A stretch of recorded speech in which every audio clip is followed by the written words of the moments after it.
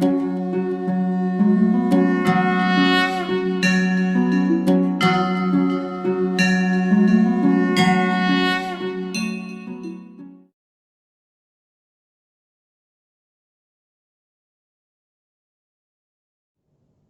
Morning विद्यार्थी मित्रों।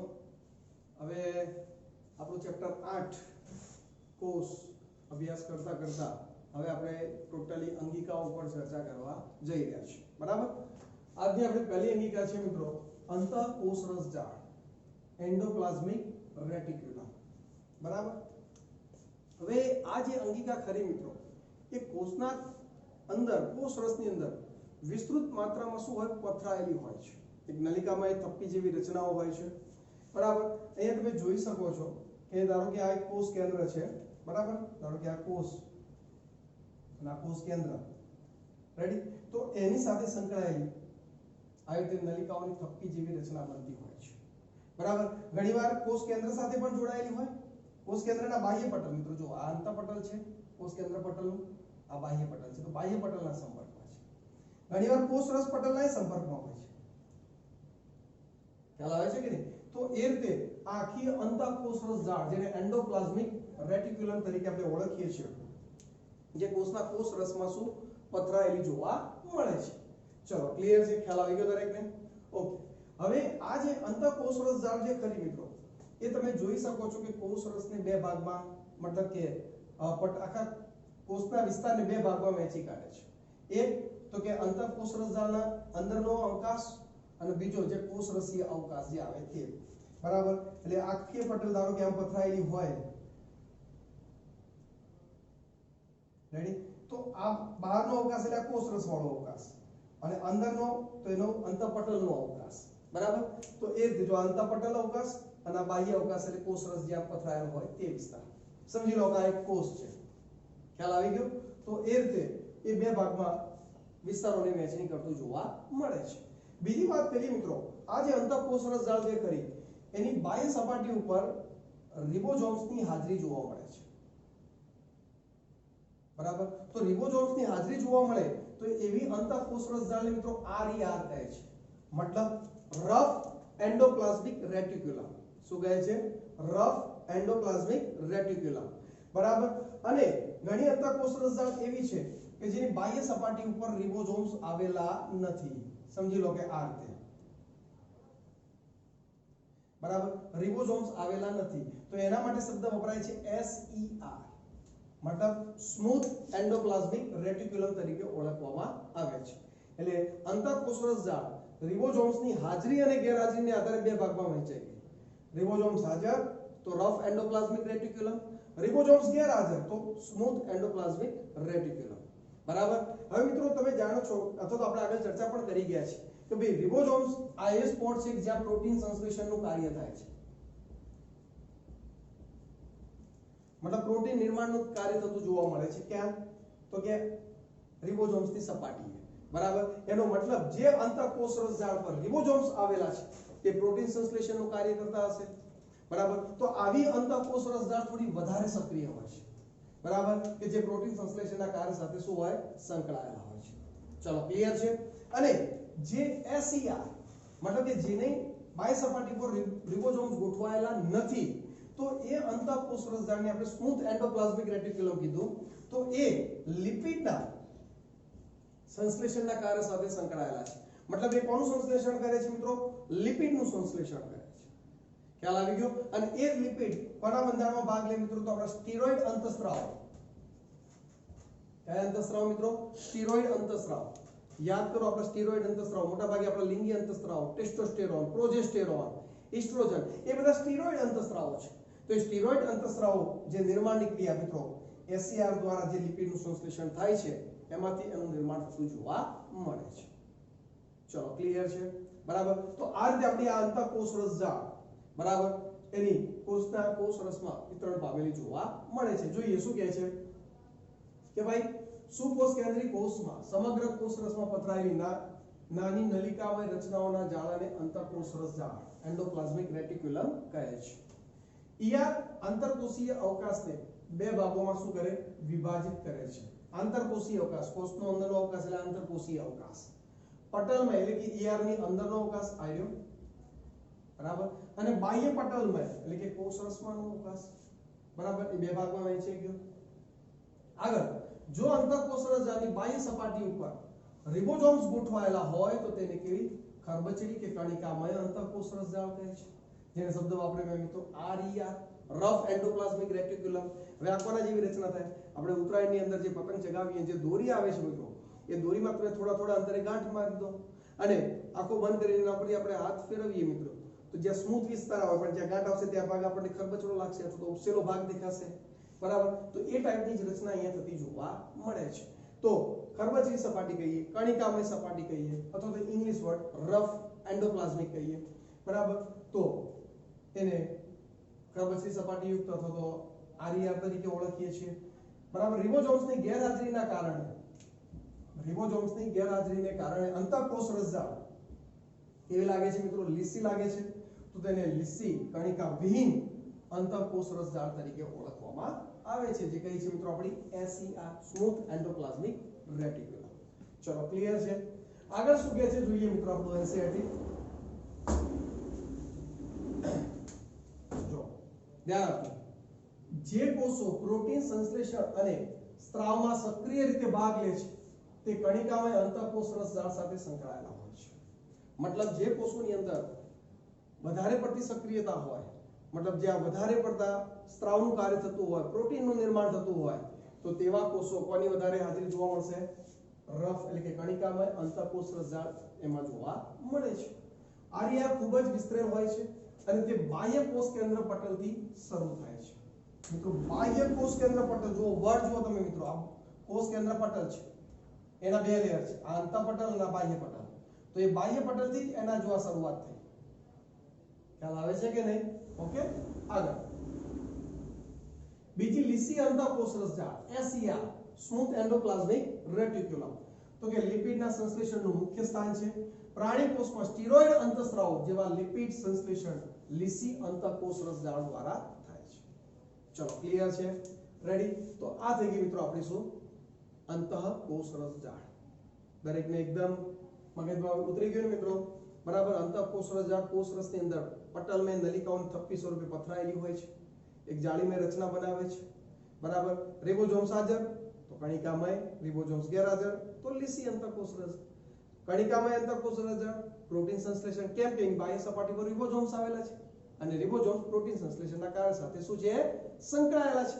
તો એ પ્રોટીન સંશ્લેષણનું કાર્ય કરે છે.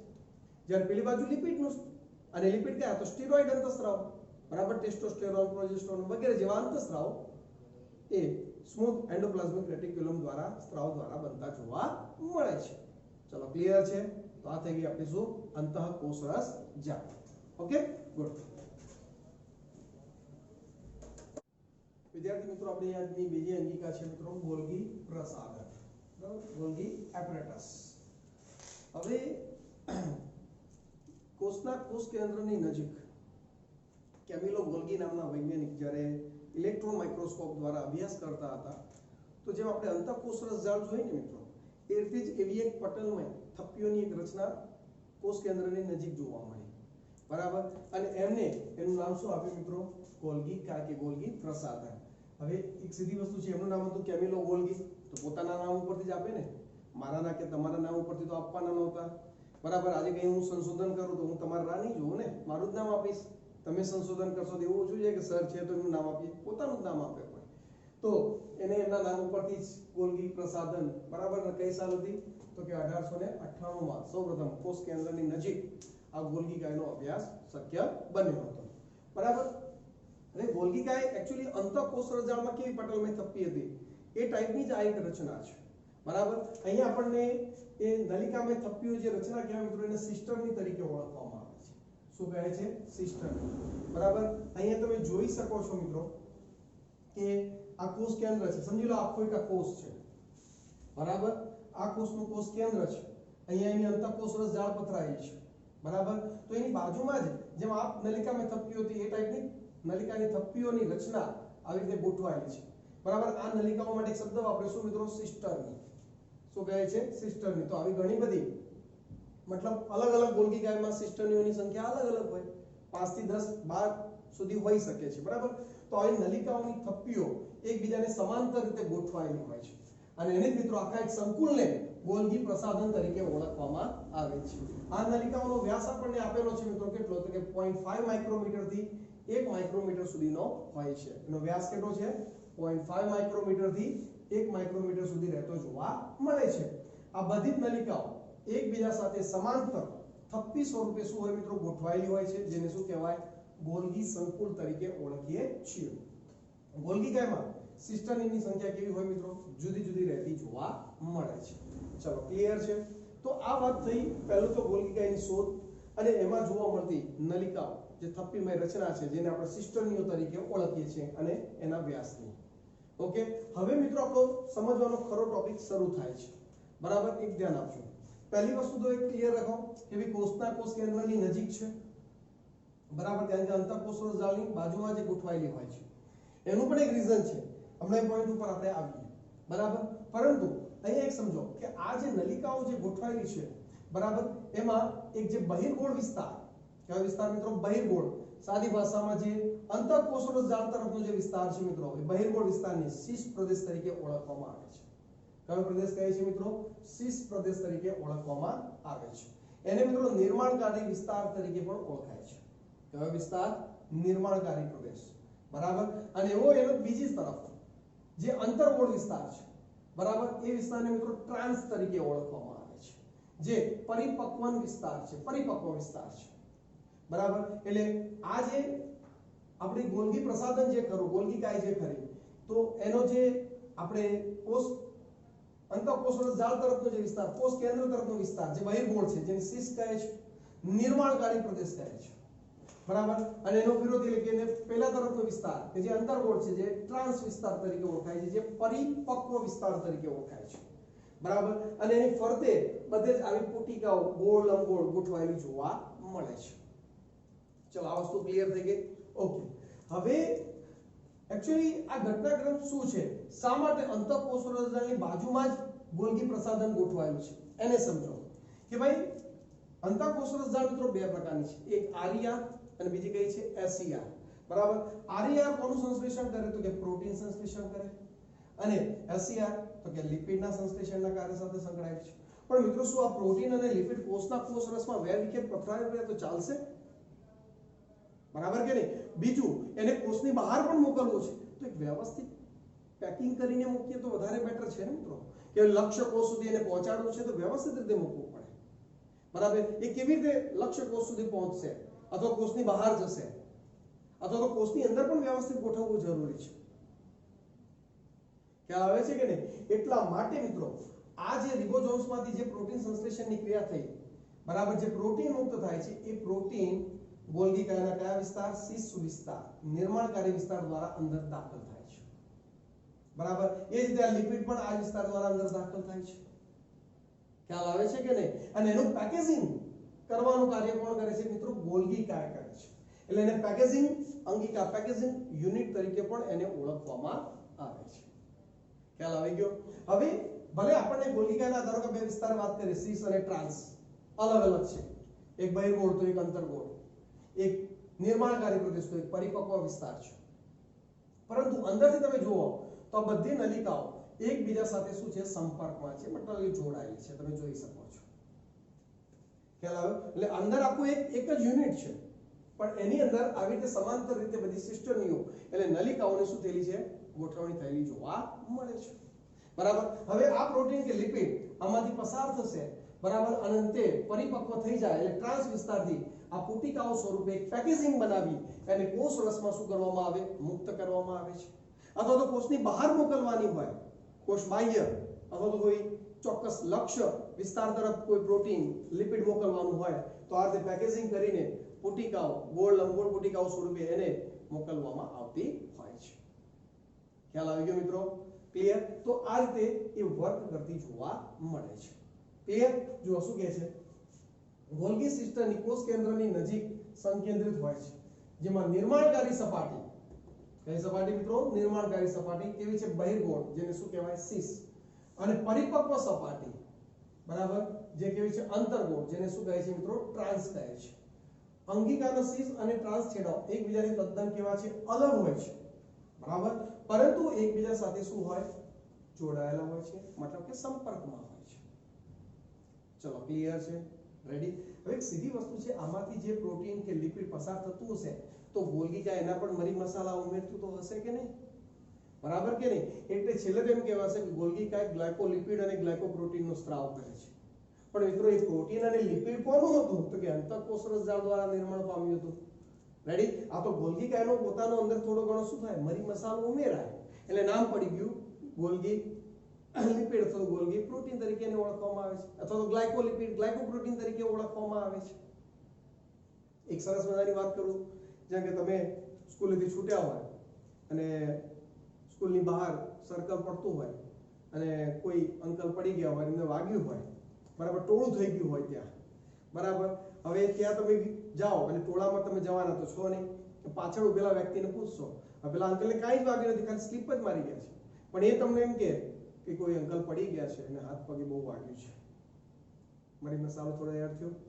પાછા તમે ચાલતા ચાલતા ઘરે ગયા, ઘરે તમારા ભાઈ કે બહેન જે નાના મોટા હોય એને કહેશો શું કે એક અંકલ અમારે ત્યાં પડી ગયા ને માથામાં બહુ વાગ્યું હતું.